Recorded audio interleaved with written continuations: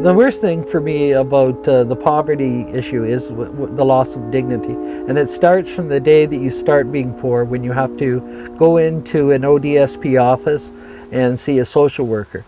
Right from the very start, you're treated as a non-entity. You're in lineups with people with glass in front of you. You talk through little holes, and that's where your loss of dignity starts. So, and from there to food banks to having to buy used clothing.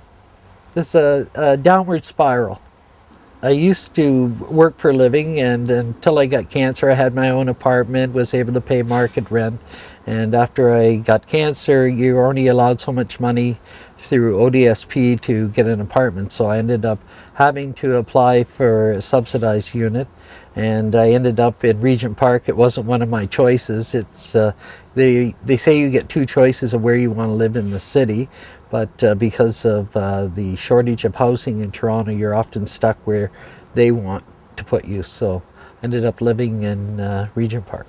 For me, what has been so difficult is the time that I've lost. 12 years of living in poverty has, stolen so much from me.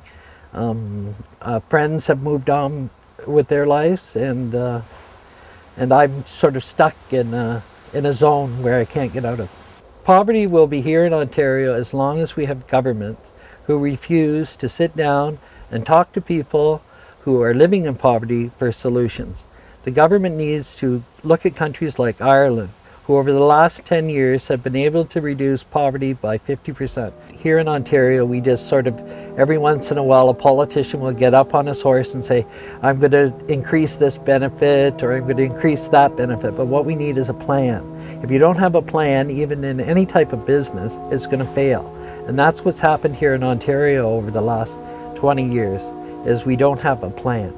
For me, I've spent 12 years doing nothing, and nothing would give me more joy than going back to work.